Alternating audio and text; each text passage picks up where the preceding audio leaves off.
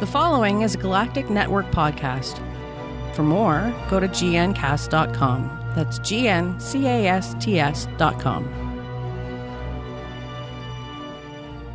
Ladies and gentlemen, most likely gentlemen, you are about to listen to the podcast of terror.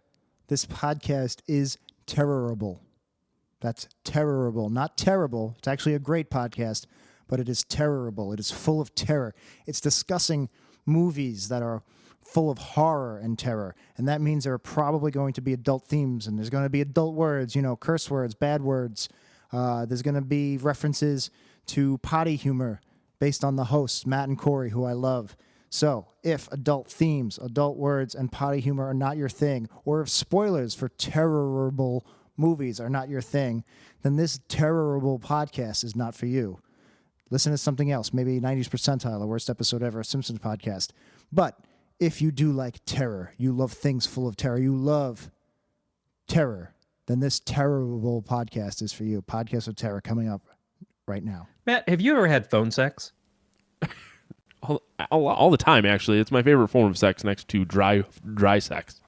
I mean, it doesn't get much drier than casual conversation. So in my day, phone sex was a very different thing because when you get on there, the first thing somebody would usually ask you is, what are you wearing? Yes. And you could lie. You could say whatever the fuck you wanted because it could be I'm wearing Zia Cavaricci's and a members only jacket because I'm cool. And I just was done shopping the Chess King. But that is unfortunately nowadays it's like I'm wearing acid wash jeans and a striper t-shirt and people are going to see it because of social media and when you tind and when you grind or whatever. And I think it's important to put your best look forward. That's very true, but you also have to keep in mind that the striper shirt might be in now. I mean, you go to Kohl's, you buy yourself a striper shirt. Oh, it's in the wash, though. You prove such a valid point. Now, I had it on for 5 days straight, man. Now, my question is, do you know of a place in which I can purchase new clothing at a potentially discounted rate for listening to this podcast? Not just new clothing, but hot clothing. I'm talking about the real tight shit. I'm talking about stuff that's going to make your nipples feel fierce. Your nipples are going to pop? Wait, you're talking about my nipples are going to pop?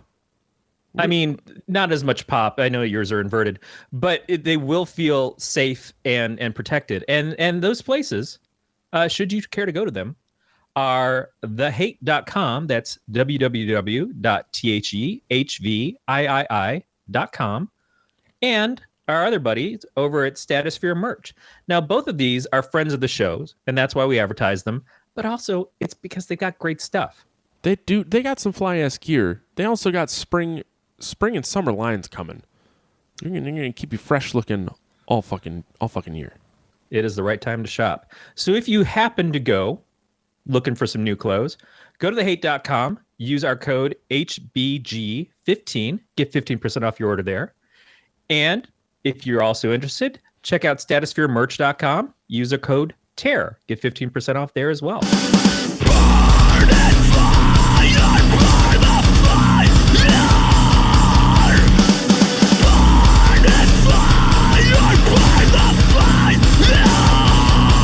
Welcome to episode 86 of the Podcast of Terror, a production of the Galactic Network. I'm your host, Matt Stein. With me, as always, is Corey Scott. I'm sorry, I don't have a good nickname. You weren't prepped.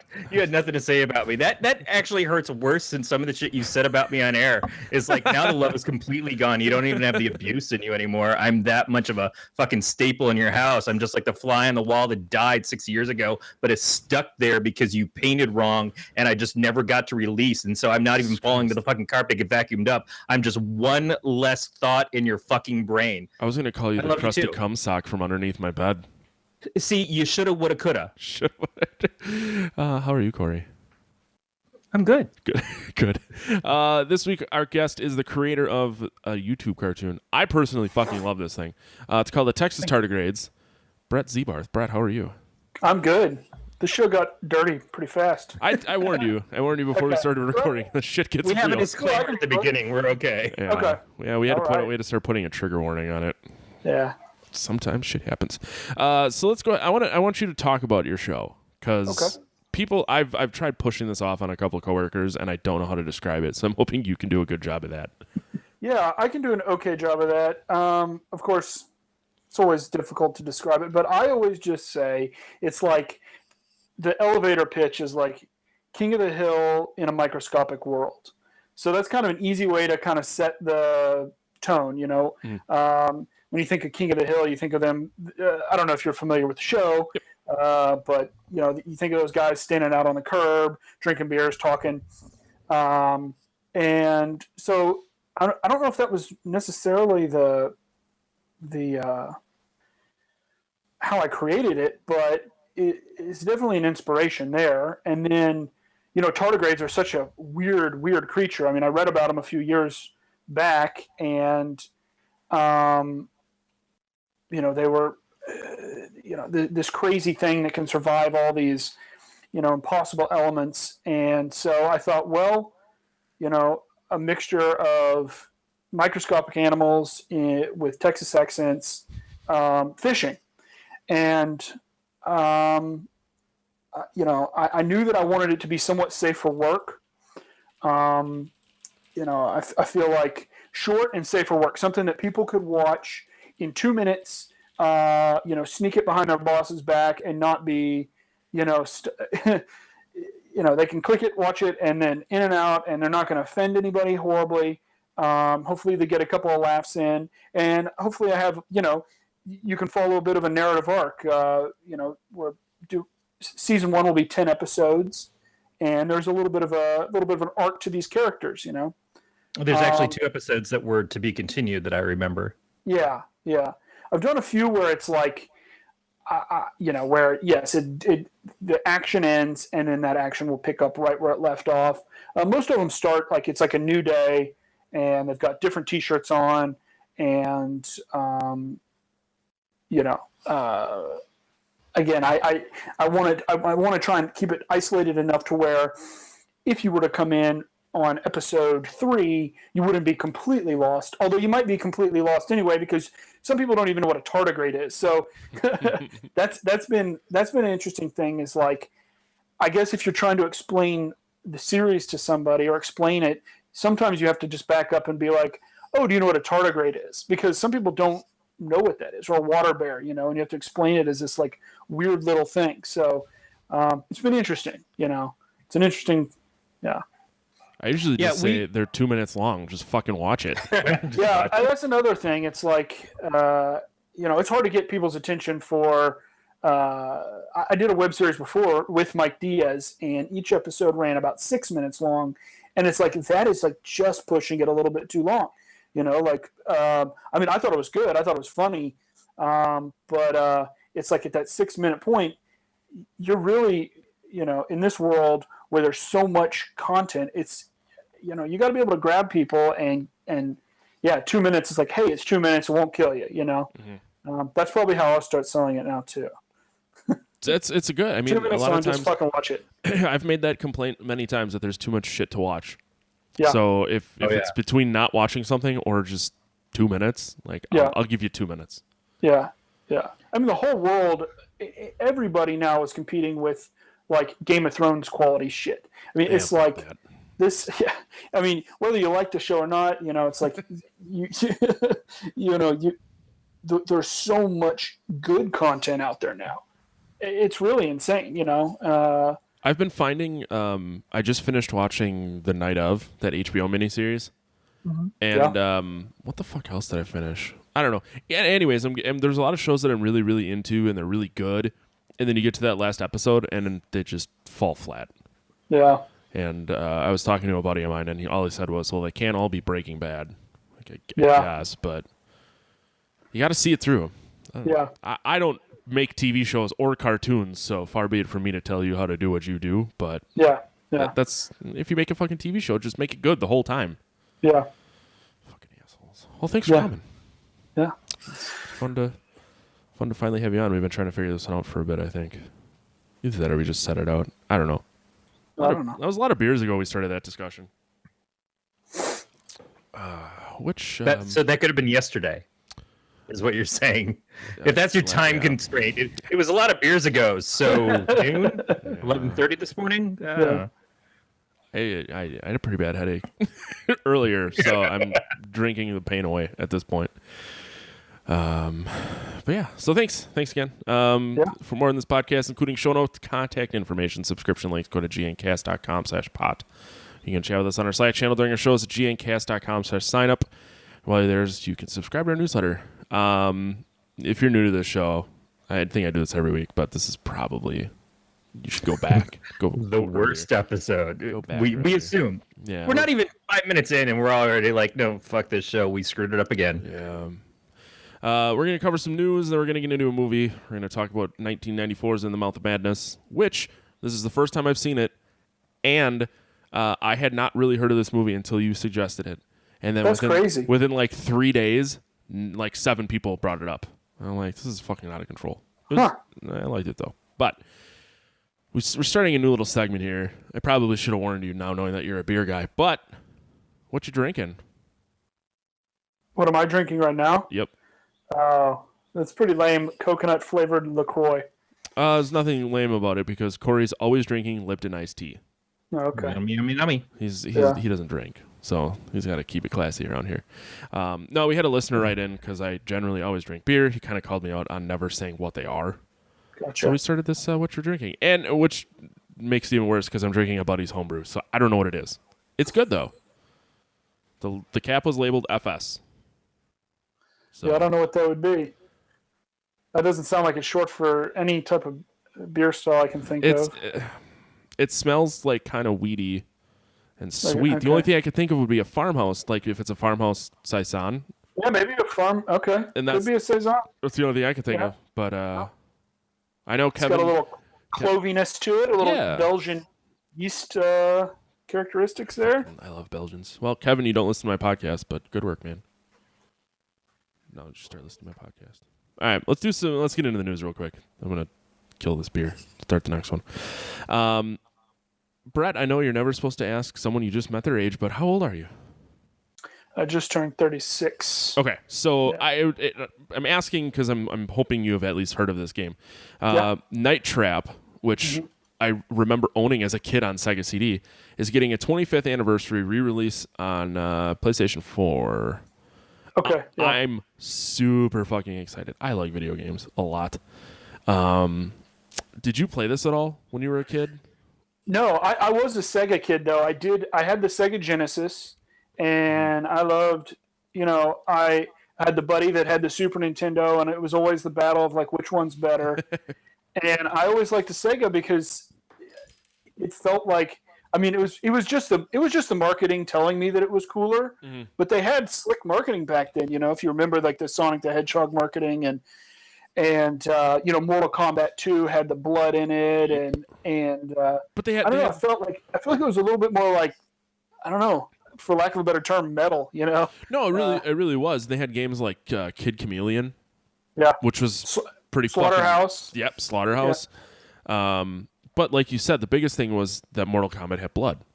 Yeah, and that was a big one. Yeah, we had Super Nintendo and Sega, but we had Mortal Kombat on Super Nintendo, so I didn't know until I got to an arcade that there was blood involved. And I gotcha. And then we got the fucking Sega CD. That was like the beginning of full motion video. Now, Corey, I'm guessing you never. You were what? 27. I've never seen full motion video in my life. You were I'm saying you were 27 years old when this game came out because you're 57 right now. Yes, thank you. My video game system that I had from the first that I can remember was an Odyssey 2 from Magnavox, which was kind of the also ran to the Atari 2600. I didn't get another video game system until I lived in my stepfather's house, and they had an old classic Nintendo in there. But one of my best friends had pretty much every system. Like every time a new one would come out, he would get it. So he had a Genesis. He got the Sega CD later on. He had the TurboGrafx 16 and the TurboGrafx Duo, which I played the hell out of that thing as much as I could. My other friends, I went expensive. Yeah, my other friends, I went and stayed the weekend at their house one time just so I could beat A Link to the Past on their Super Nintendo. So I was kind of like, I got to play video games vicariously through other people, and a lot of times I would just wind up watching one of my friends like sit there and try to beat the Mega Man games all day. I feel like we should give note to the fact that the Odyssey 2 from Magnavox had a ripping 128 bytes of RAM. Yeah. That was higher than my Commodore 64, which I replaced it with later. Now, Commodore wasn't really a gaming system, but it did play a lot of games on that. Commodore was like a computer, basically, right? Like a little home computer that they advertised as a gaming system. I was a little young for that one. I don't.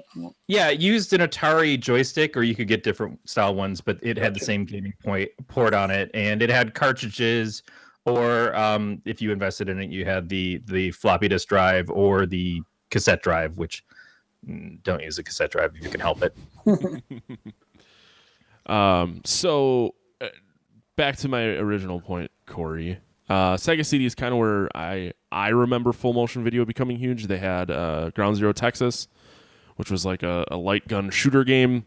Night Trap, which is being re-released. There was a game called Sewer Shark.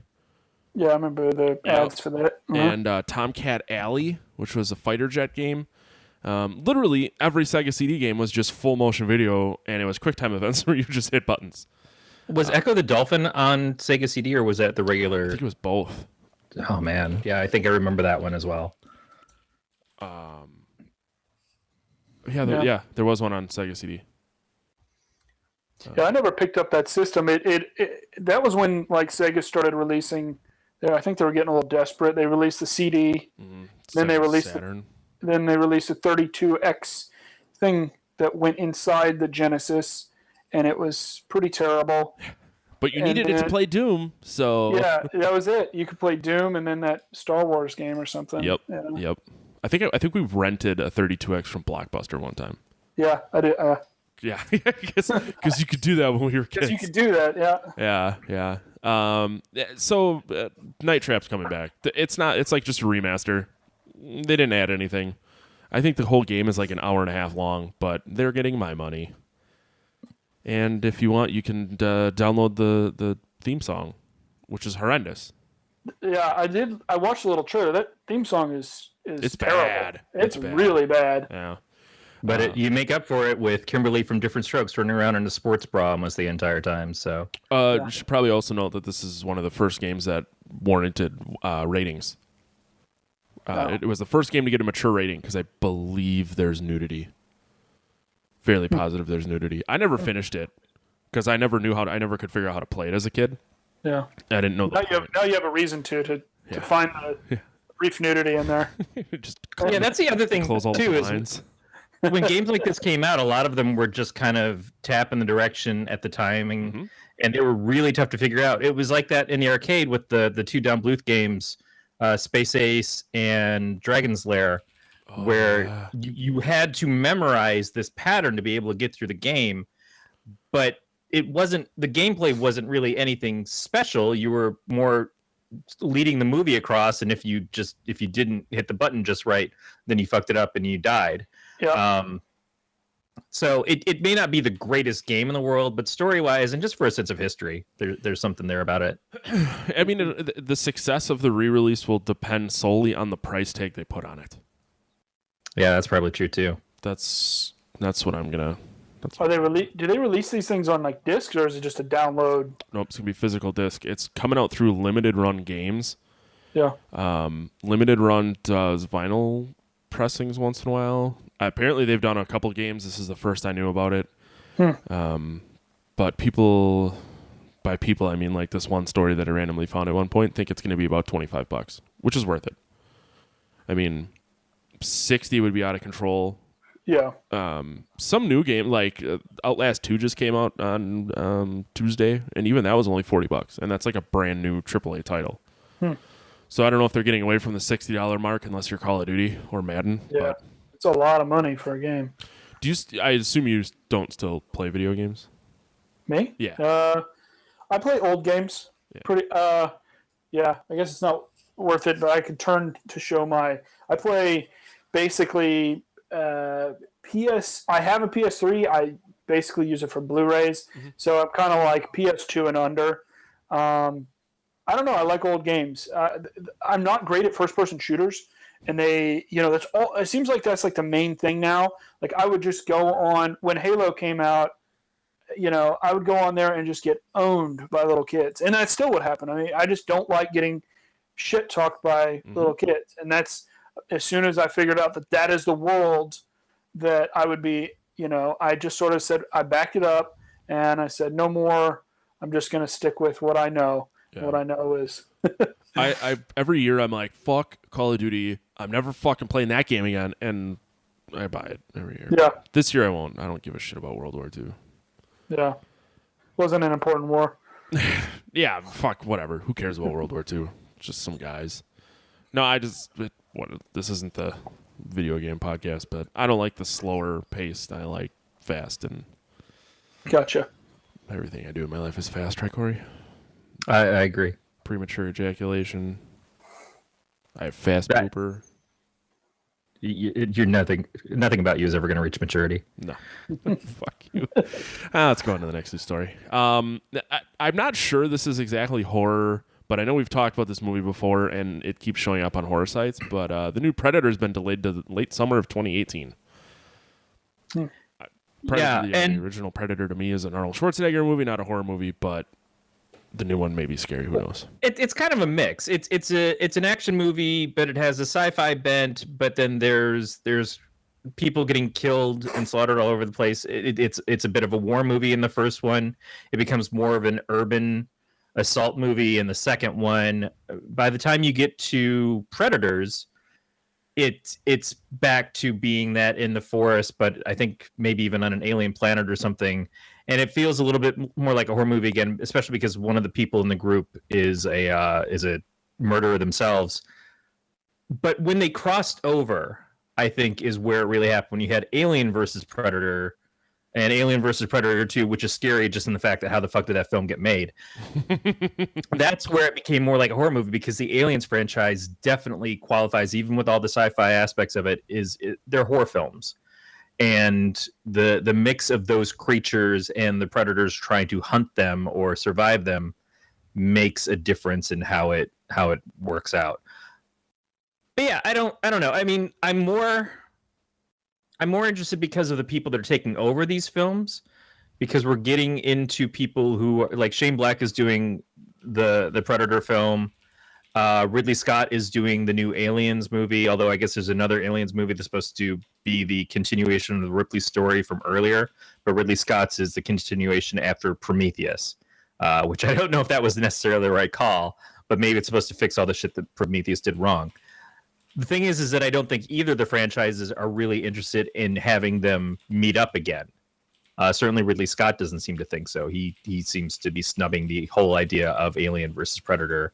And the Predators never were really mentioned in the Alien films. It's just when they crossed over that happened. But the Predator films definitely had aliens as like trophies and stuff in them. As far as how long it's going to take, make the best film you can. Mm-hmm. You know, that's what we were talking about earlier, is whatever you got to do to make your art good, do that. And if it takes longer, it takes longer. I'm always concerned when I see all these movies that are announcing dates that they're going to come out, and then they say, and we've got these 2 writers working on it right now. And it's like, you've announced a director and the lead actor or actress, and you've given us a release date, and you haven't even written the goddamn thing. That bugs me. That doesn't fill me with a lot of confidence in what you're doing. But in this case, it's the opposite. It's like we've been working on this. We know everything that's going into it, but we need a little bit more time. Fucking take your time. Yeah, Brett, are you into Predator at all? I mean, not really. I mean, I like the original one with Arnold Schwarzenegger, and I think I saw the second one when I was young. I didn't see those Alien versus Predator movies, so I really don't know anything about them. They didn't look very good, but I might be wrong on that. You know, they looked like they. You know, who knows? There's, you know, but the first one was kind of a payoff of a long time promise. Alien it was a comic, right? It was based on it was like based on a comic series, and then there was probably enough of a fan base for that comic book series, I'm assuming, this is a cool idea. The comic book series actually started before Aliens 3 came out, and I believe it starred Newt from Aliens. Oh, okay. She had grown up in that, and by the time Aliens 3 happened, it's like, oh, well, none of that can happen now. Although they're going to go back and they're going to retro that now.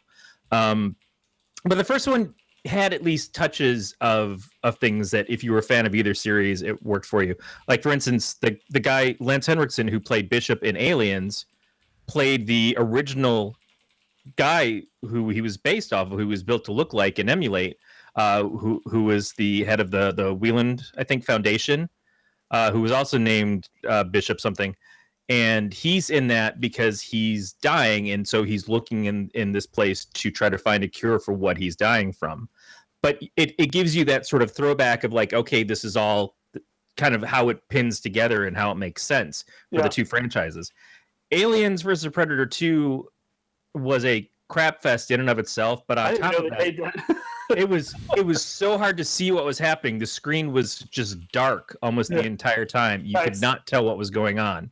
And it was basically it's like Godfather 3, where they just made it darker, to cover up they just make it darker. Yeah, I think the production company just didn't know what they were doing. So it was a good hot mess, and that's why it never continued past that. And it for a while it killed both franchises. Yeah.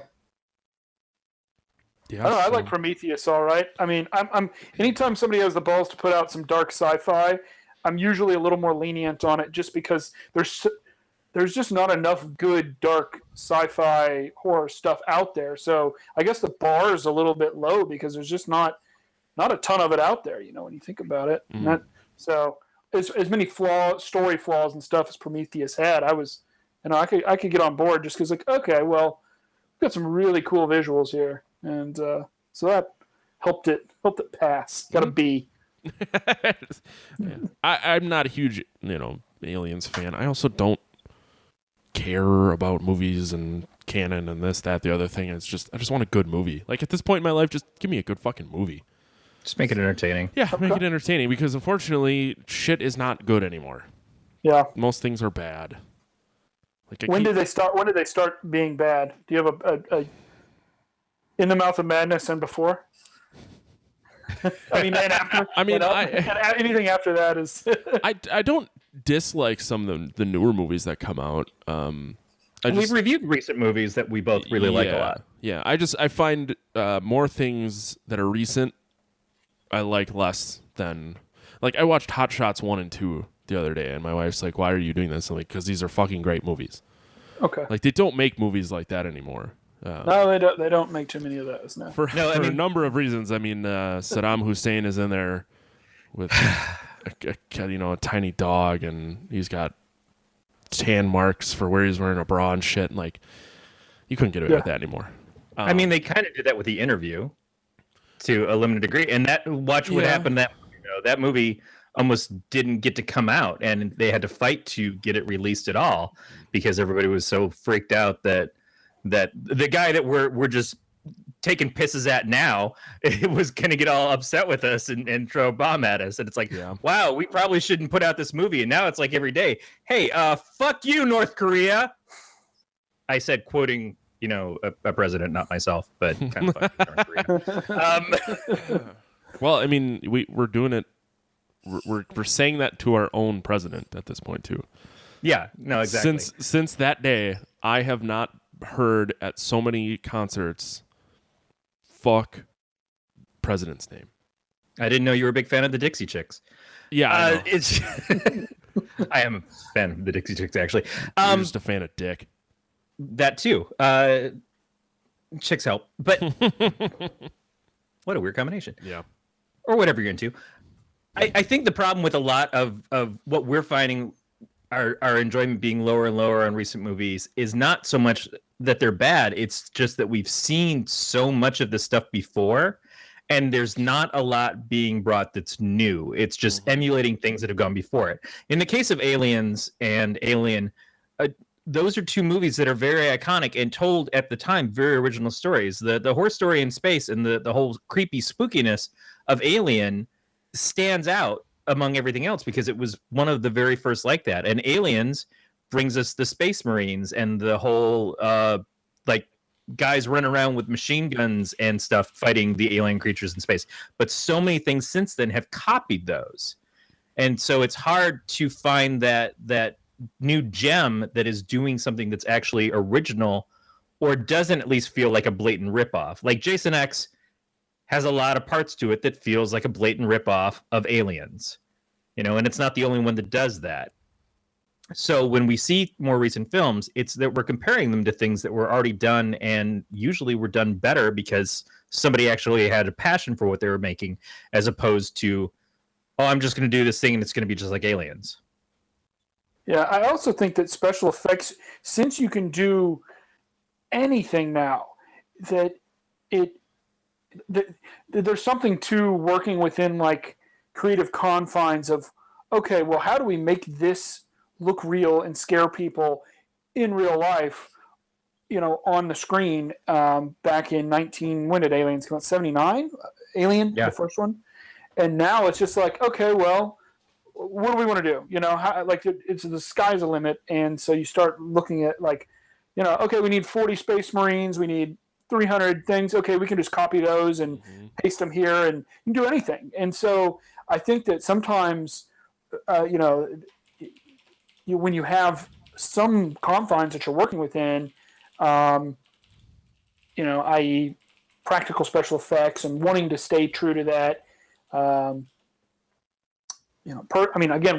I'm 36, and so I remember those movies, and Matt and Corey, you guys remember those movies and grew up with those movies, and now when we made that transition, is one of the reasons why, and we'll talk about In the Mouth of Madness later, it was kind of one of the reasons why I picked that, because it was like that's a very much like right on the edge of this like practical special effects to this crazy world that we live in now. Yeah. And if you look at the success of something like the Mad Max Fury Road movie that came out a few years ago, a lot, not all of it, but a lot of the success came from the fact that the way that it was filmed is that stuff was actually happening. The stuff that they show on the screen, there was definitely digital processing and stuff to enhance it and to clean it up. But those were actual stunts that were going on, and that stands out very completely from things like the computer generated stuff from your Batman v Superman, where it's just you're just looking at digital effects all across. And you're right, there's something to appreciate about a practical effect or a practical stunt at this point, because we know that green screens are capable of doing everything. We've been seeing them since the end of Waterworld, and that movie tanked. We've been seeing them for just so long, and while they might get better and look more realistic, it doesn't mean that it's more exciting, because at that point we're just watching a cartoon. They keep saying that Disney's doing these live action remakes of their old stuff, and here's a live action Jungle Book. Well, Jesus Christ, I see one fucking live actor in that, but none of the rest of it is live action shit. It's all digital animation. It just looks great. I'm not going to deny that it looks amazing for what it is, but I could just as soon watch Zootopia and have the same feeling, because I'm not connected to anything. They're not real. It's not like I can go pet the fucking baboo in a field somewhere and like have my own little baboo adventures. No, baboo's on a fucking disc. Yeah, a lot of discs. You were really butthurt about not being able to pet baboo. Don't you want to pet a baboo? I don't give a fuck at all. I have seen The Lion King twice. I know we're not talking about The Lion King, but you're still talking like soon there will be a live action Lion King. Yep. I saw 2 live action Lion Kings, and they were put on by fucking grade schoolers. Didn't want to see that. Don't want to see a movie. Actually, I think I saw a live action Lion King of grade schoolers too. Yeah, it's not cool. I enjoyed it more because of the grade schoolers, but yeah, I get what you mean. I absolutely understand. And yeah, you can make a great film that uses effects well, but you have to have a story that's compelling to kind of balance that. Mm-hmm. Or you can make a great film that does not use high-end special effects and probably looks a little shitty in comparison, but you're so drawn into it that it equals out or even seems better. Yeah. Agreed. Yeah. So yeah, this has been pushed to. Is there an actual date in here? August 3rd, 2018. It was originally supposed to come out sometime in February of 2018. Maybe they got scared because they were up against the next 50 Shades movie. Oh yeah, that's some special effects right there. Affects me how much bullshit is in that movie. You know what upsets me? Did you guys see those movies? No. Did you? Okay. No. Oh. I watched it alone. My girlfriend wasn't home, so I thought I'm not here to judge. There's a billboard down the highway that I take to get to Milwaukee, and there's a lot of porn stores because it's a big trucking highway. And shit, I can't remember the name of the store. Anyways, they tout that they have the 50 Shades Darker line. I'm like, oh, so 50 Shades now has like a line of dildos. Oh, Probably okay. butt plugs. Yeah, but so does Avatar. What? Avatar has a line of dildos too. Have you ever seen the weird Or a fleshlight. alien? I think there's an Avatar fleshlight. Have you seen the alien dildos that shoot eggs out? I've heard about it, they're- and I have not seen the Avatar things either. But in person or On the internet. If you've seen one in person, you don't have to admit it. okay. But I saw a video of someone, that shoots the egg. Yeah. Fucking Yeah. people, man. Not for me. Yeah, I'm not sitting on two. I'm an of them. open-minded person, but not for me. Yeah, everybody has their own kinks. Everybody has your. We are not going to judge you for what you enjoy, as long as it's not harming anybody else. You have your thing, and I'm glad that there's a world that can cater to that. But I'm a gentle little princess, and my soul can't handle looking at. When we looked up some stuff a couple weeks ago, and I went to the wrong site to find an answer to somebody's question on here, I was just like, nope, I'm done. Did I ever tell you the vibrating butt plug story? No. No. I assume you hadn't heard it, Brett, but I wasn't sure if Corey had. Is this your CBS How I Met Your Mother moment? No, what is it? no. So this is not me. My wife overheard it. She claims she was at a porn store getting things for a bachelorette party. I'm not here to judge. But she said there was a guy who was buying butt plugs at the counter, and he paid or whatever, and then they asked if they had any batteries, and the guy's like, no. Why do you want batteries? And the guy goes, well, I want to try them out while I'm driving home. Like, oh. I guess. Damn. Why wait till you get home? I mean, as long as it's hands-free, that's perfectly okay. Just voice activated. Butt vibrate.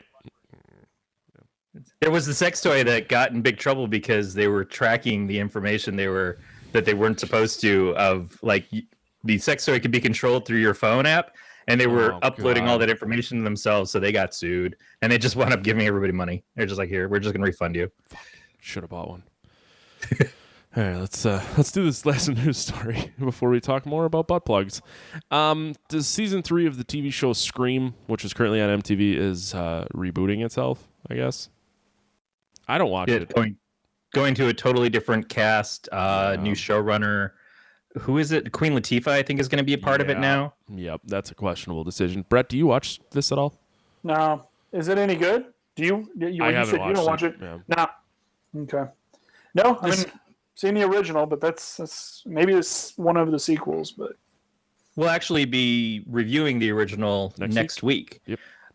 But I watched some of the opening scene of the first episode of this from season 1.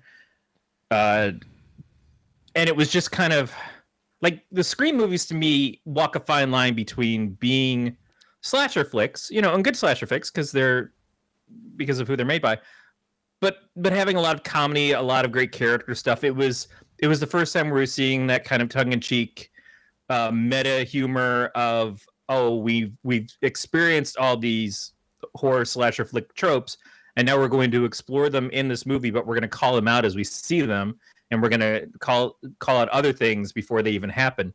And that was very interesting for a while. But we talked about this a little bit with Glenn when we did Final Girls, is at some point you have to stop exploring those tropes and try to come up with something new, because otherwise everybody's just saying, oh, ho, ho, we're so much smarter than the horror audience that we're supposed to be catering to because we've outthought what your expectations are from these horror movies. And it's like, yeah, but I also enjoy those movies, and I don't want to just be made fun of. I want to have a really cool horror movie, or I want to have a really good slasher movie. But at the same time, the Scream show, I don't know, because I didn't go far enough into it, if it has that same level of character and comedy and writing that kind of alleviates some of the tension that I needed to. And it felt a little bit too much like some of the other shows that have been on TV, like The Following, where it's just, you're just waiting for people to die the whole time. And I cannot handle that many shows like that. I get that with Game of Thrones, and Game of Thrones breaks it up with some other brilliant character stuff at the same moment. But I can't just watch people just like, hey, I really like this. Oh, he's dead. oh, well, I like that girl over. Oh, there went her face. You know, just I can't do that so much. And being teenager characters and being an MTV, I wasn't really sure if it was like if I was going to be the right demographic for it, anyways. I haven't watched anything on MTV since I don't remember. Jackass, maybe. It's been a while. I'm a diehard Teen Mom fan. You are fucking Teen Mom. What is D-Mom? Teen Mom. Teen Mom. Teen Mom. Oh, Teen Mom. Like those 16 and pregnant shows. I can almost hear you losing respect for me. Well, I can't tell if you're serious or not. I can't. No. Dead fucking serious. Sarcasm can sometimes get lost. And no, I'm dead serious. Really? Not because like I have to know what they're doing with their life. I have to know how they have fucked their lives up worse this week. And it makes me feel pretty good about myself.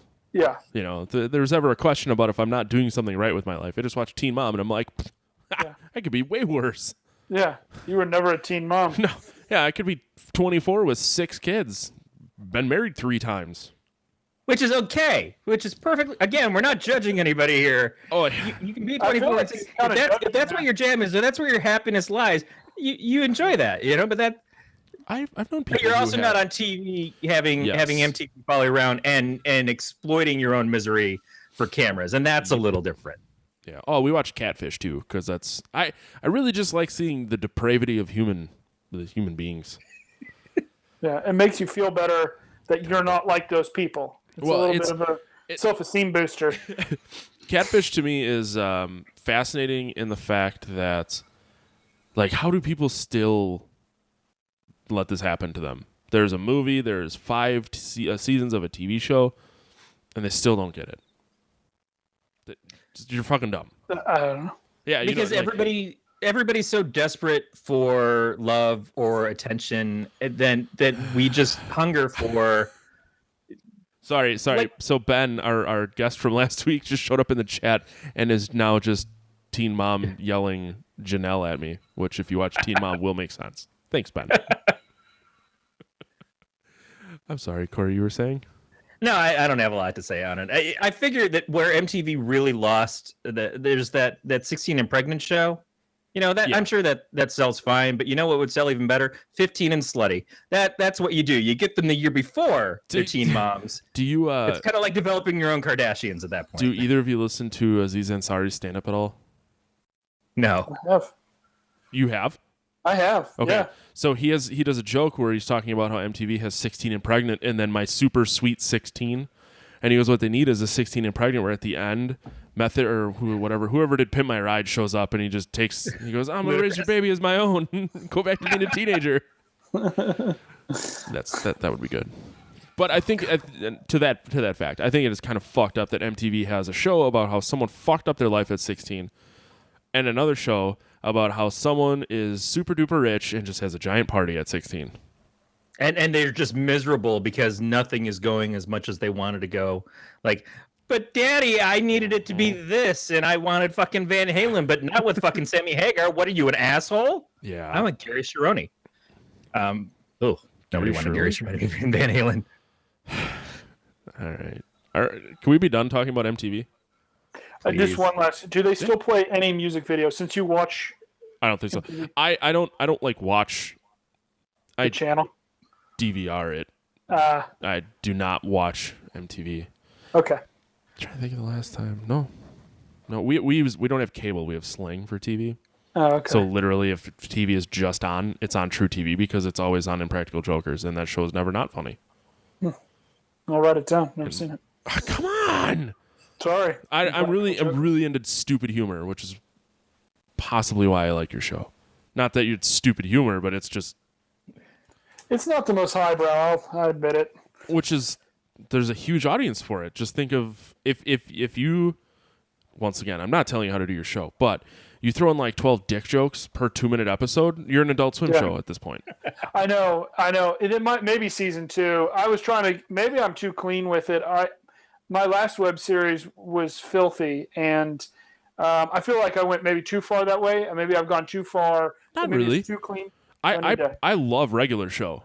Yeah. And it's not that far off from regular show where it's just, well, I guess if they were getting into zany if the two tardigrades were getting into zany mishaps. Yeah. But it's the same style of humor, and it's not. Neither of them require a ton of thought, which is what I prefer. Yeah. And Okay. I'm just your Joe Everyman. No, it's good. It's good feedback, to be quite honest. Don't listen to me. I've been drinking, and It's terrible feedback. I won't listen at all. You're so fucking stupid. You can make fun of me on my own podcast. It's cool. We have one clean podcast that we do together, which we never talk about in here, strange as that is.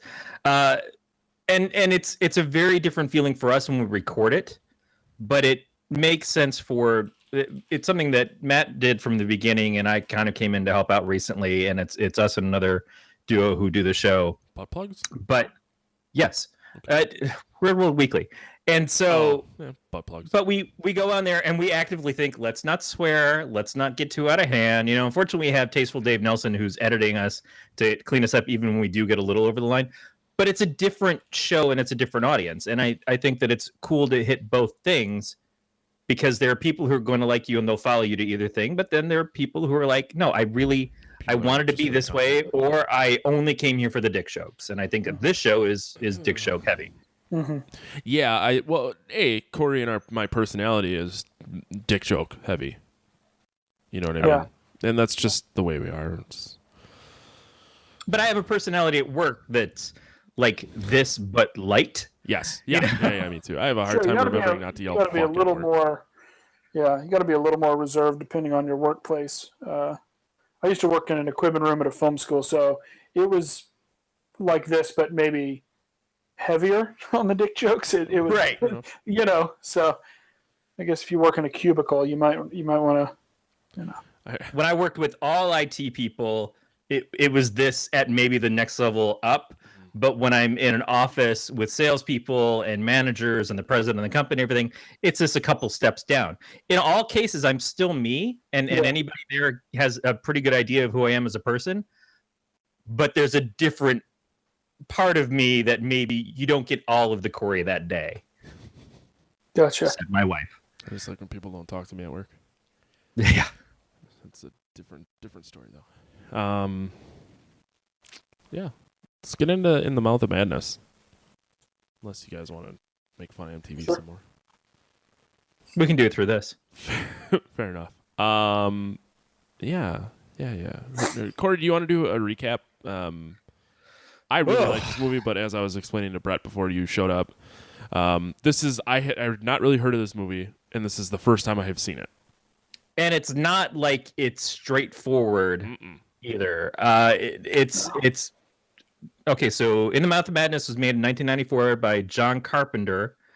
It is a psychological Lovecraftian kind of film. It definitely has that aspect of the Cthulhu, old gods kind of thing to it, but it feels in a lot of ways like it's written to be about Stephen King.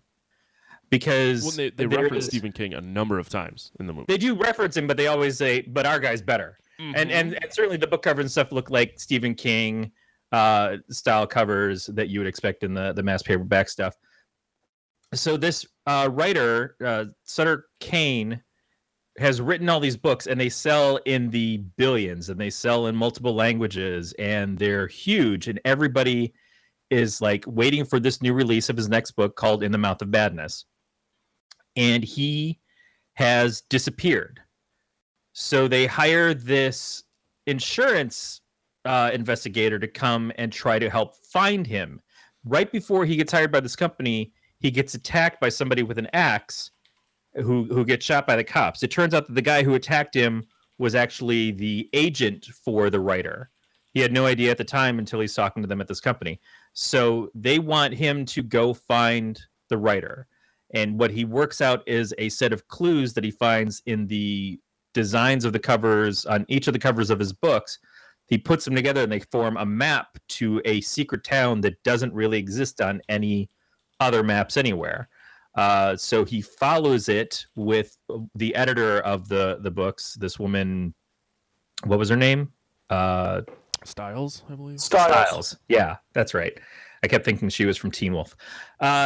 So he and she go to this town. They find the place by driving through some weird thing where they fall asleep and go completely off the road, and then wake up and it's daylight and everything.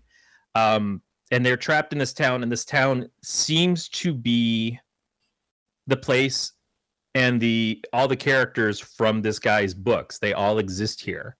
So it's kind of like if you're Stephen King and you wake up in Derry, Maine, and you run into Cujo, and you run into Pennywise, and you run into all these other people and stuff that you've written, except you're not Stephen King. You're a person who's read a lot of Stephen King.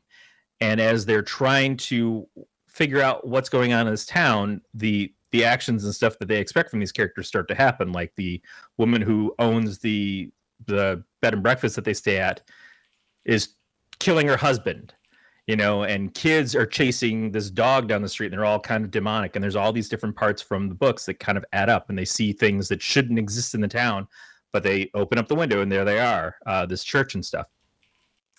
That's kind of where it starts, or that's more of the halfway point in it, is how much of this is actually real, how much of this has been staged. Sam Neill as John Trent keeps attempting to tell them, you guys are just doing this for publicity for his next book release. None of this is actually happening and stuff. This is all a big con. And they're like, no, we're going to do something like that, but we didn't. He actually disappeared, and now I have no fucking idea how we got to this place and what's happening here. But it's a general mindfuck, essentially. Mm-hmm. Yeah, it was really. Sorry. No. After you. Oh, I was going to say that was a pretty good description, and I think I understand the movie better after your description of the movie. Thank you very much. You're welcome. I'm paying attention. Yeah, one of us has to. Yeah. It's really fucking confusing, especially with the way the movie starts. But obviously, it's one of those movies. And Brett, I know you've listened to the episode, but we'll spoil everything, so don't hold back. I like that it started the way it started, and then it ended the way it started. Because when I first started, and it kind of makes the movie make more sense, because nothing really makes sense.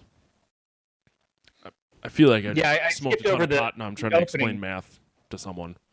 I skipped over the opening scene, which is John Trent gets pulled into this asylum and gets locked up because everybody thinks that he's crazy, and we don't really know why at that point. And then they are expecting this famous doctor, Dr. Wren, who's played by David Warner, who played the evil in Time Bandits and is so fucking great. He comes in and he's trying to figure out what the hell is wrong with Trent. And Trent's like, the fucking end of the world is going to happen. And it's because of this writer and this book that just came out, and it's going to cause all this insanity. And in that regard, the whole, the book is going to cause everybody to go crazy and kill each other and everything. That reminded me so much of Halloween 3, The Season of the Witch, which was the first Halloween movie not directed by John Carpenter. That's the dumb one. It's the dumb one. It's a very different one. But the idea of, we're trying to stop the world from getting destroyed, but we have to call all these TV stations to stop them from playing this commercial. And one of the stations no, fuck it, we're going to keep playing the commercial. And then all the kids' faces are going to melt into spiders. Spoilers for Halloween 3. I forgot that's how that movie went. I thought it was weird, how they made the movie, and that's how the world ends, because so many people. It's a fucked up concept. Yeah. Go ahead. No, I was just going to say, I think, you have to take the movie, when you see the beginning, and you have to, I guess you have to say, okay, this is reality. This is the actual reality that we live in. This is the real world. And at the very end, it is as well. And everything in between is it's told through a flashback. It's sort of set up on this frame. Mm-hmm. So, you don't know. Yeah. After you've watched the whole thing, then you kind of have to go back and think okay, well, if she was a character, and so, if she was a character, then what really happened when he went into that office the first time? She just wasn't there. so that scene didn't exist in that same way. When she went and when he went and talked to Charlton Heston, which is Charlton Heston being in there is kind of a random. There's a lot of good cameos in this. There's good cameos. It's just that was a random one. I forgot he was in it. I hadn't seen the movie in a little while, but like okay, so when he actually went in there, was that just a whole different exchange? I don't know. Yeah, I mean it's a mind fuck, and Well, I mean, and part of it is that they tell Trent Crane tells him right when he sends him back to deliver the finished work. He says, "But you're part of the story too. I wrote you. You're not real either." Yeah. And Trent's trying to convince himself, "No, I am real. I exist. You can't tell me that I don't exist." But he has to follow the same path. As he tries to deviate from what his story is. If I'm not going to deliver this book, I'm going to leave it here in the middle of the road. And then when it shows up later on, it gets mailed to him. Oh, well, I'm going to burn it.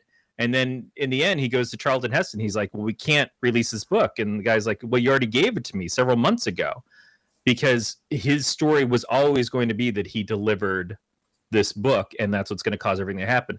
But what I think it is that there is the real world, and then there's the world that Crane has been creating in his stories, which he realizes he didn't create so much as he was kind of seeing it and getting pulled into it. So it's this thing trying to creep out that is from the imagination or from somewhere else, but it has to kind of peek its way into reality. And it does that by people believing into it. And he makes this comment of, more people read my books than read the Bible. And the reason why the Bible and why God and stuff exists is because people have all read it and they all have the same vision and they all believe in it. But more people believe in my stuff now than that. So why wouldn't this become real? And so that's what it is it's a creature or creatures or gods that didn't exist or didn't quite exist, but became more powerful because everybody believed in them. That power of groupthink, that power of an insight that we all share. It's like if everybody has kind of worked up their heart rate. If you're watching a movie, you're watching a scary movie in a room full of people, and you all are kind of like getting the same mode of like, we're all kind of a little frightened anyways, we're all on edge, and you hear a bump, that bump magnifies from being just a simple bump or a simple creak of your house settling to there's somebody in the next room, and you all freak out together. That's why seeing horror movies in movie theaters is a different experience than seeing them at home by yourself. You can create your own kind of world, but then when it's a shared world, it becomes even more powerful. Interesting. Yeah. Holy fuck, Corey. That was a lot of information. Yeah. I need it. All right. I mean, or it could just be that there was a lot of meth and all the books were lined with it. I don't know. Corey just broke the show. Choose your own adventure. Yeah. Hurt my head. Yeah. I didn't realize how confusing the movie was until because I picked it based on like, I love John Carpenter. I remember the movie in a certain way, and then I rewatched it today, and I was like, I don't know if I could explain what that movie was. I can't explain that plot from A to B at all. Exactly. I know there's cool images in there, but when you start, Corey, I think you did a really fine job there. But that moment when Crane is sending him away, when he's sending him through the portal, and Crane walks over to the door to let the creatures out, essentially to let them into the real world, and you see it sort of tear. Yeah. And it's the tears are, you can see on the other side, it's the text of the book. It's the text of the stories. They're tearing their way out of the stories into reality. Sure. And that's where it adds up to that. Yeah. So him being in the mental institution was actually written by Sutter Kane. So the whole thing is like a sort of a closed loop, like that isn't reality then, or is it? That's what I'm confused about now. That's reality, but he's trying to still fight the reality from happening. That was his last gasp of he's going around and he's attacking people. He goes and he hits somebody with the axe because he's read the book, and he kills him, and then he gets taken to the insane asylum. But the reason why he's doing it is because he's still trying to keep this new reality from happening. The movie's just about to come out, and so he's trying to hit the people who obviously have seen it, have gone crazy, because you see when the guy comes up and he's like, oh, have you read the book? And he's got blood coming from his eyes, much in the way that Styles did earlier. He's like, yeah, that's great, hack, and that's what the editor had tried to do to him. Yeah. He assumed at that point that he had already read the book. If he had managed to kill him at that point, it would have stopped things from progressing. But he doesn't have a choice because the story's already been written. There are parts of it already been played. Later on in the movie, when they're still in the town, the father whose son has died and whose wife and daughter has died, and he's got the gun up to his face, played by the guy who played Vigo in Ghostbusters 2. When he goes, that was him. He looked very recognizable. Yep. Yeah, he puts the gun up to his mouth, and Trent's like, "Don't." He's like, "I have to. It's already been written. This is what I have to do," and he shoots his head off. Yeah. They've realized at that point that they're all characters in this story, and the story has, now that it gets finished by Crane, it's done. There's no way out. So the editor character who tried to kill him in the beginning, had he already been to, what was it called, Hobbs town? End? Hobbs End. What had happened? He been there and done all of this stuff as well, or something? Like, had he seen the end of the book and he was trying to stop? He and the editor. So the editor is Styles. The agent is the one who tries to kill Trent. That's right, the agent. Yeah. They're the only ones who had at that point read any of the book, and they hadn't read the completed one yet. I hadn't seen the Crane was end. still working on it. Yeah. But that was kind of the moment of it that was starting to show them the insanity that's coming. Yeah. They're reading the book and they're seeing the world that it's happening, and so it opens their eyes to what's going on, and that's why he was bleeding from the face. That's why she later on was bleeding from the face, is because the realization of like, this is story has now caused my reality to change, and it's opened my eyes to the insanity that is. This is a common theme with a lot of Lovecraft stuff, is the insanity of the Cthulhu gods and things. So he's now seen the future to his degree and understands his part of it. And so while he is acting out what he has to act out, it's part of the plot, is that he has to go and try to kill this guy. I think Crane even says something to that effect to him.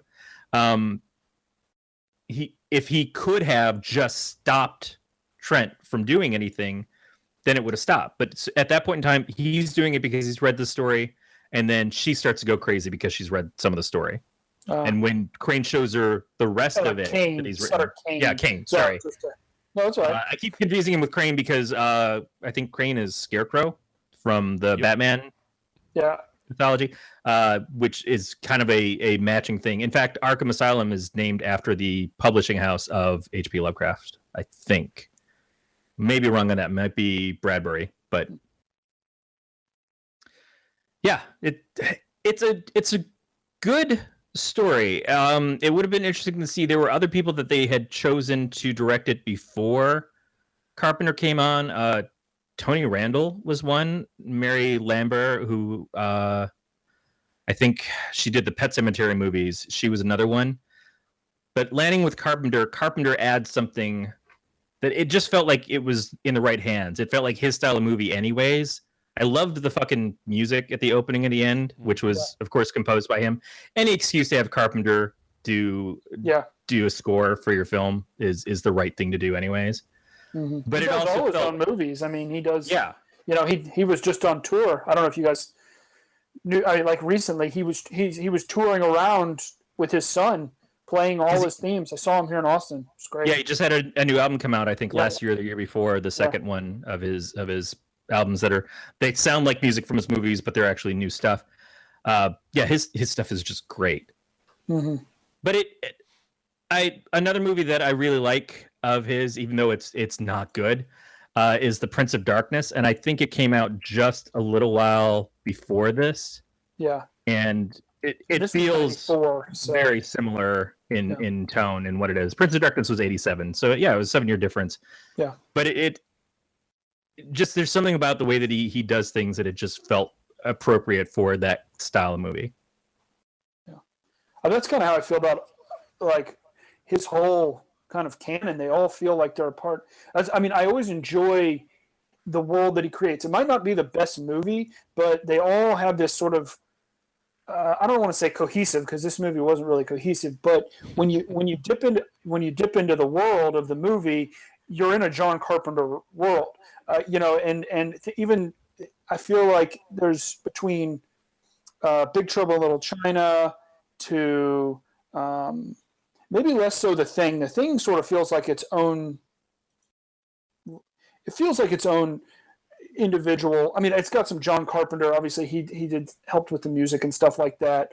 But like They Live and what else? Prince of Darkness is a good one. They all feel like they're a part of this John Carpenter world, and when you delve into them, even if it's not the best movie, for some reason, for me at least, there's sort of this level of comfort, like, oh, I'm in this cool world, and that's one of again, like same thing with this one, not the best John Carpenter movie, but I always enjoy a horror film where we go into a small town. I guess that's sort of the Stephen King thing too.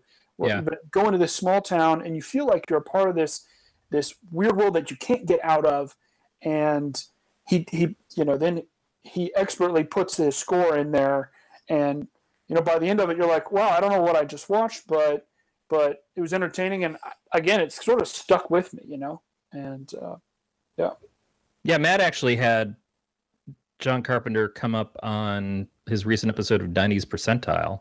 Mm-hmm. That's one of the places that this movie came up. Yeah, I was going to say, it seems like that it was almost like it was written. You were going to talk about it.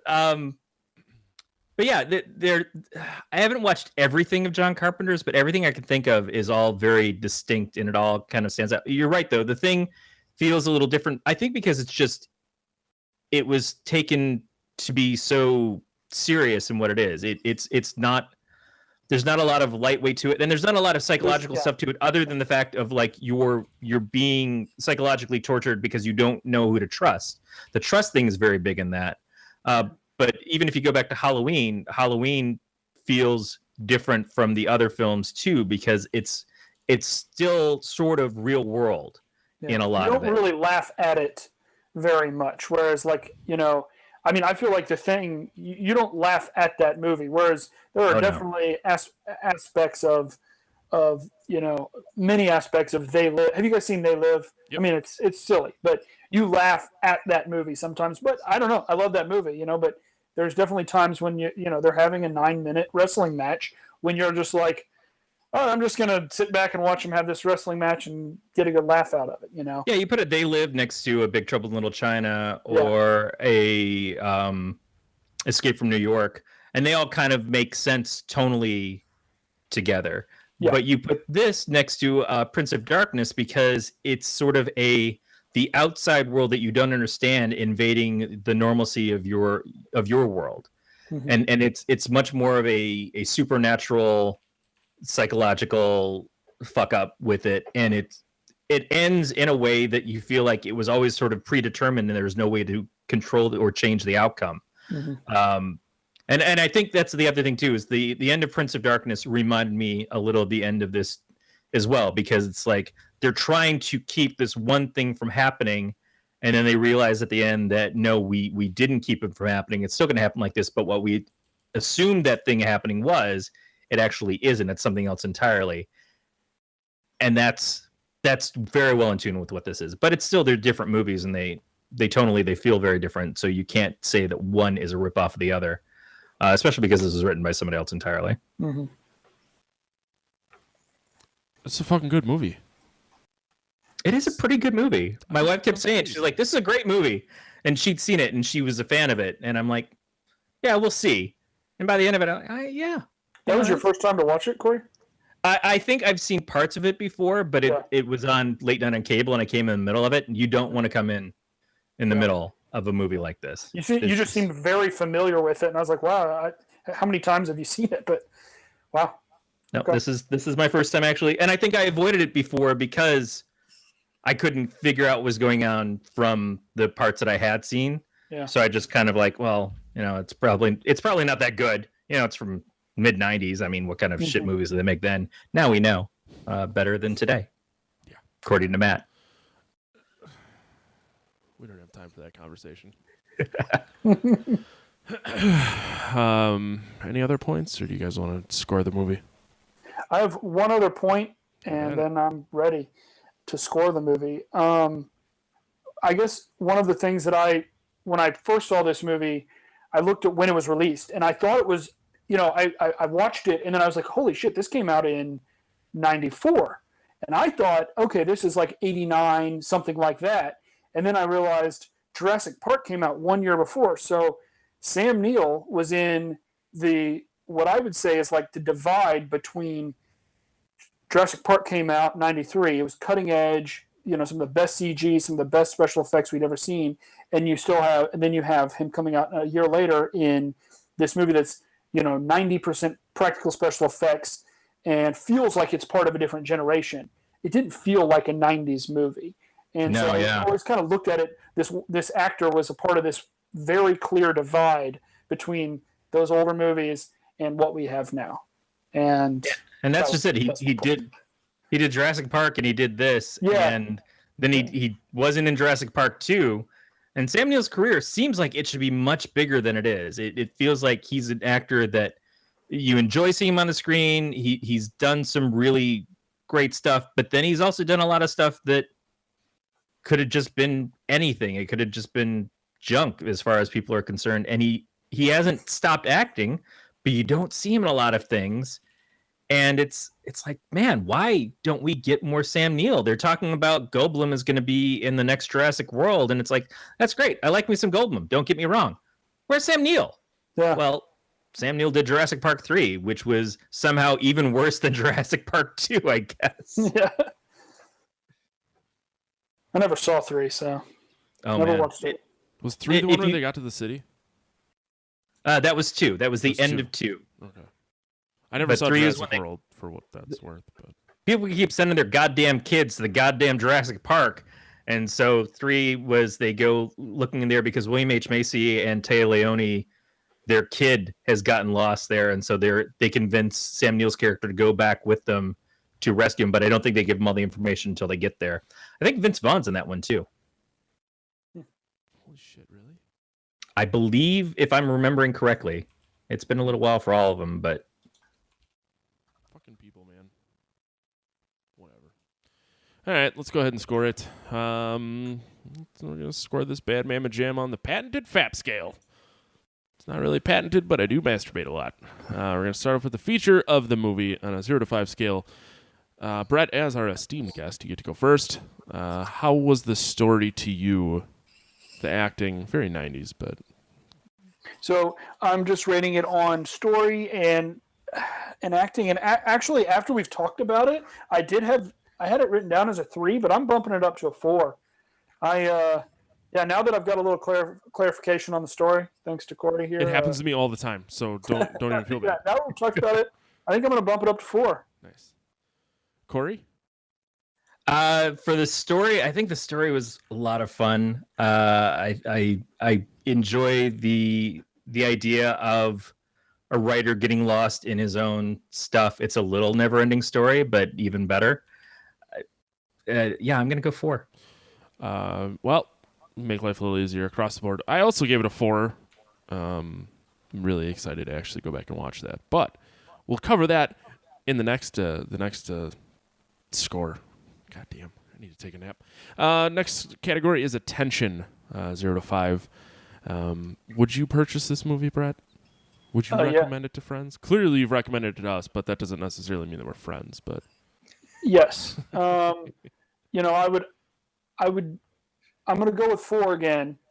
I think it's got a pretty high rewatchability, and partly because it is a mind fuck of a movie. So you after you watch it, you're like, okay, I don't think I got all of that. And for my money, any movie where I have that feeling at the end where it's like, okay, that had a lot of cool stuff in it. And at the end of the day, I'd like to sit down with a buddy, drink some beers, and watch that movie. Yep. There's a bunch of friends I went to high school with who used to watch a lot of horror movies, and we started this thing where we go to. Are you familiar with Door County at all in Wisconsin? It's the peninsula. No. Okay. So there's a small town in Door County called Egg Harbor, and they have a beer fest every fall. So last year was the first year we went, and we just sat and watched horror movies the night before and got real drunk.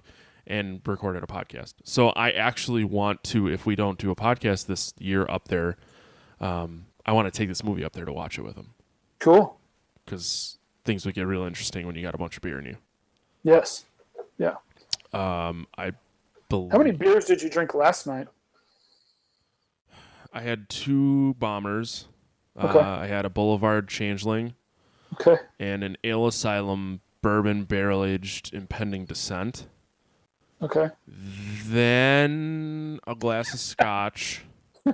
Yeah. Then that's a mistake, but it's a good mistake. Yeah, and yeah. At the time, it's a good mistake. It was this. Some friends of mine have this party once a year, but you have to like dress up because they're like fancy fuckers. Oh, like dress up. Yeah, so I'd like wear a tie, which I'd never Halloween. fucking do. Okay. Yeah. And none of them drink beer, so they're like, if you want beer, bring your own. And I only brought 2 bottles. Does the tie ever get caught in the zipper from your gimp mask? I just want to make sure. No, I loosen the tie pretty much instantly, so there's no choking or anything. Okay. But you love the choking. But fuck. So then I had scotch. It was a Glenmorangie 10-year. Yeah. Which was pretty fucking good. It was the first time I had it. Then I had 2 vodka tonics, and then I had a 7 and 7. Damn. How are you standing right now? Sitting, I should say. Oh. It's a fuzzy cloud. Okay. Like I said, this morning was really We'll get through this. Yeah. I did eat like 3/4 of a veggie pizza when I got home last night. Okay. The safety. Yeah. Pizza. It was pretty fucking good.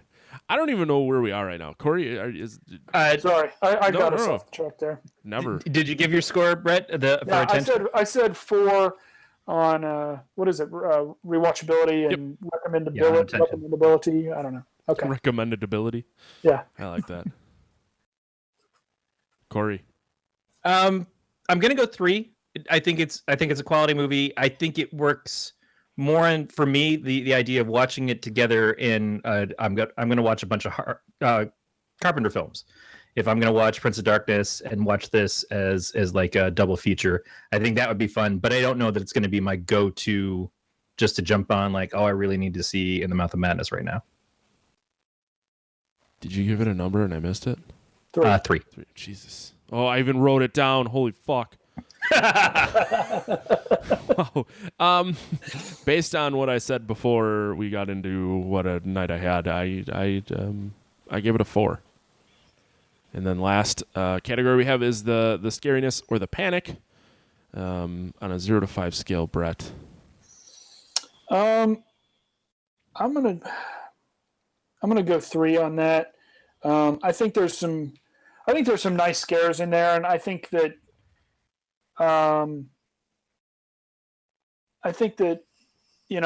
one of the things that I don't really get creeped out by like monsters and stuff like that, but I do love their presence in the movie. I love animatronic monsters. So while I don't think they're all that scary, I do love them.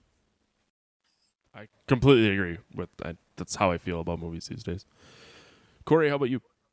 Yeah, I agree. The monsters, when they show up, they're more of a, not so much of like, oh, here's a bunch of monsters and here's what you need to be scared of, because you're already at a point where you've been taken down this road of scary shit's happening anyways. There's people that are trying to kill him in the town. It doesn't matter as much that there are now creatures crawling through the wall. It's all part of the same thing. It's just the culmination of everything. But when they do show up, the effects are pretty good. They're practical when they're chasing him down the hallway. The moment when Styles is standing behind the door and you can see all the tentacles and shit that have just kind of poured out of her, and then she has to pull herself back together. Or the lady and her husband that were chained together in the hotel. That was a creepy little. I forgot about that moment. And it's so quick. It's happened so quick, yeah. But you just see this naked old dude lying there, chained to, what's her name? Frances Bay, the actress. That's Miss Pickman, I think. I'm not sure. Yeah. I don't know. I don't want to say the wrong name. But anyway, she's a recognizable actress, but you just see him chained there. And it's quick. But that one, that's like a genuinely like disturbing image. You know, that one kind of pulls you like, oh, okay, wow. Yeah, there were so many people in this that were just random parts and stuff that were great and didn't need to be in there. You almost felt like they were kind of almost slumming for. I mean, some of them like John Glover. I love John Glover. I've loved him pretty much everything I've seen him in. He's not a big name actor, but as soon as you see him, you're like, oh shit, yeah, that guy. Right on, cool. And just in general, it came together really well. But that's not the rating. What we're rating on the Panic and stuff. I'm gonna give it a 3 again, but I'm gonna rate it where it would have been lower because as horror movies go, and as far as like seeing people get killed and stuff, it's not super up there. But all the psychological stuff of telling you you're in this story and how the things kind of change and how the personalities of people that he's around change in front of him, and he just can't control it, and he's trying to escape the town and keeps coming back. I think that adds to it. So yeah, I'm gonna go 3. I also gave it a 3. I didn't think it was scary, but I really did. The effects were really well done. With it being such an insane movie, like they could have made things look cheesy real easily, and I feel like that didn't happen. So I was pumped about that. A 3. Corey, can you read the stuff?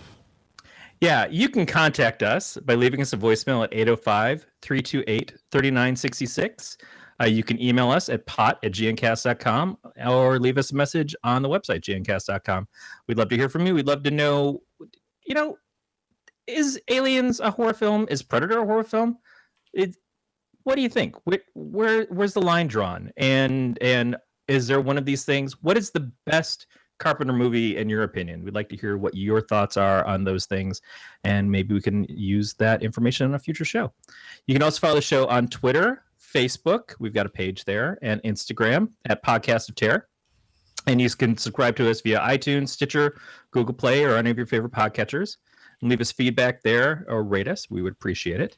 All subscription options and links can be found at gncast.com/subscribe. And you can join us on the Facebook page for the network at Galactic Network. Brett, we want to hear from you again. Where is the best place for people to find you? I know we asked you for your Twitter and stuff earlier, but should they just go to that, or should they look at your YouTube page? Where do you want to probably or just the website, which has all the videos on it, and that takes you wherever you need to go, and that's easy. That's texastardigrades.com. Find me there, and oddwoodales.com for my beer. So excited for that beer. Corey, how about you? You can find the comics that I help publish at don'taskcomics.com. Matt, where can people find you? You can find me on Twitter and Instagram at Matt the Lifeguard. Or if you want to see how much I drink on a given night, Untapped, Drown the Mat. And also you can find Matt and I together on the other show that we do called Weird Word Weekly here on the Galactic Network. Which is legal in all 50 states now. Corey and I being together. Yep. That's it. Just going to leave it at that. Whatever. Brett, thank you again for coming to hang out. It was a lot of fun. Yeah, thanks. Thanks for having me. Look forward to all things Texas Tardigrades in the future. Yeah. Cool. Feel free. Let me know when you want to come back. We can do this again. It was a good time. All right. I'll try and not hit her hard the night before and be a little more with it. I'll hit it really hard the night before and not be with it. There you go. Yeah, it's about time someone does it to me. Okay. Thanks again for listening to another episode of the Podcast of Terror. We will talk to you guys next week. Hi there. This is Brett Stewart from Geek Cinema Society. Are you a film lover? Do you consider yourself a connoisseur of the silver screen? Well, Geek Cinema Society is a weekly roundtable program where each episode we touch on a film considered pivotal to geek culture. From Blade Runner to The Goonies to Mad Max, we dig into it all. Plus, our guest each week hasn't seen that week's film until the episode. Join me and my co-hosts, Nicole Davis and David Luzader, on a spectacularly fun journey that hits your podcast feed every Sunday. Available on Blazing Caribou Studios. Next week on the Podcast of Terror. Next week, we are joined by host of the Apex and the Abyss podcast. Name's Erica. She seems very nice. The Apex and the Abyss, if you're not familiar, is a true crime podcast, much like any number of them. And my dog's decided to be dicks right now. So that's what's going on behind you, in case you're wondering. It's not your dog. It's mine. It's always my dog. Could be your dog too. You don't know. I mean, maybe you should go pet him. Maybe you should give him a little bit of phyto food and see what's up. I'm just going to beat him. Beat him like the dogs that they are. So yeah, next week we're gonna be talking about Scream. I'm excited. I haven't seen it in a long time. Plus, seems like a cool fucking guest. And her download numbers make ours look silly, so it's not hard to do. Challenge accepted, people. I mean, yeah, right? Tell your friends. So thanks for listening to another episode of the podcast, and we will talk to you guys next week. stay scary, everybody.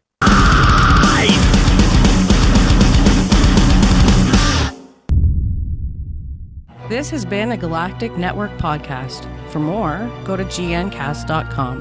That's gncast.com.